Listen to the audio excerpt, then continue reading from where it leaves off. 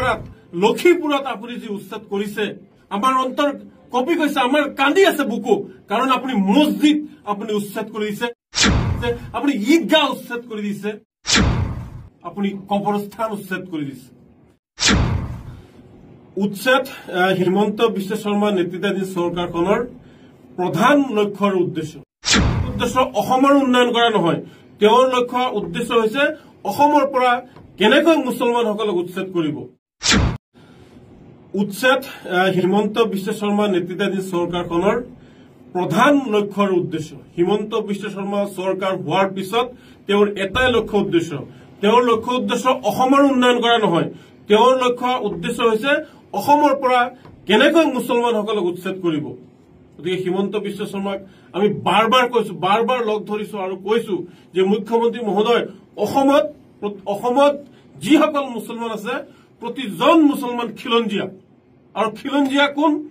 অসমত যিসকল জন্মগ্ৰহণ কৰিছে অসমত যিসকল মুছলমান জন্মগ্ৰহণ কৰিছে প্ৰতিজন মুছলমানে খিলঞ্জীয়া আৰু যদি ইয়াত কোনোবা বাংলাদেশী আছে তেতিয়াহলে তেওঁ বহিষ্কাৰ কৰক অসমৰ প্ৰতিজন মুছলমান অসমৰ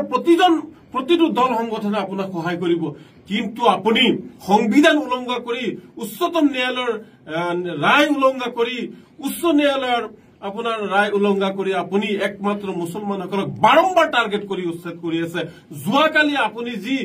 গোৱালপাৰাত লক্ষীপুৰত আপুনি যি উচ্ছেদ কৰিছে আমাৰ অন্তৰ কপি কৈছে আমাৰ কান্দি আছে বুকু কাৰণ আপুনি মছজিদ আপুনি উচ্ছেদ কৰি দিছে আপুনি ঈদগাহ উচ্ছেদ কৰি দিছে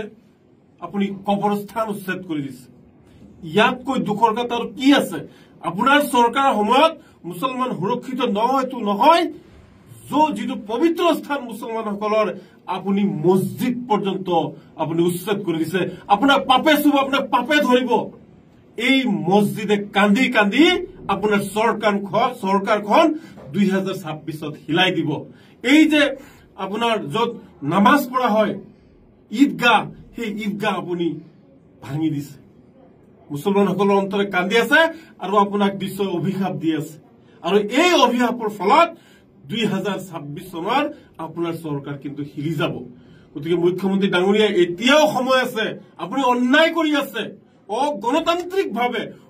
মানৱীয়ভাৱে আপুনি মুছলমানসকলক বাৰম্বাৰ টাৰ্গেট কৰিছে আৰু টাৰ্গেট কৰি মুছলমানসকলক হত্যা কৰি আছে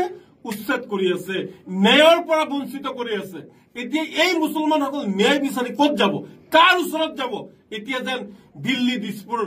ন্যায় নাই মুছলমানসকলৰ বাবে এতিয়া যে ন্যায় নাই গতিকে মুখ্যমন্ত্ৰী ডাঙৰীয়া আপুনি হিন্দুৰ মুখ্যমন্ত্ৰী আপুনি মুছলমানৰ মুখ্যমন্ত্ৰী আপুনি অসমৰ মুখ্যমন্ত্ৰী এটা জাতিক টাৰ্গেট কৰি বাৰম্বাৰ যি উচ্ছেদ কৰি আছে যি হত্যা কৰি আছে মুক্ত হত্যা কৰি আছে ইয়া বন্ধ কৰিবলৈ আপোনাক বিনম্ৰভাৱে অনুৰোধ জনাইছো আমাকো জীয়াই থাকিবলৈ দিয়ক এই ধৰ্মীয় সংখ্যালঘু মিয়া মুছলমানসকলকো জীয়াই থাকিব দিয়ক এই আপোনালৈ অনুৰোধ আপুনি মাৰি নাপেলাব আৰু যদি মাৰি পেলাব মন আছে অসমৰ যিমান মুছলমান আছে আপুনি শাৰী শাৰী কৈ তেওঁলোকক থিয় কৰাক আৰু আপুনি মাৰি পেলাক আৰু আমাৰ ক'বলগীয়া নাই কাৰণ আমি এতিয়া নিৰাপত্তাহীনতাত ভুগিছো অসমৰ মুছলমানসকল এতিয়া নিৰাপত্তাহীনতাত ভুগিছে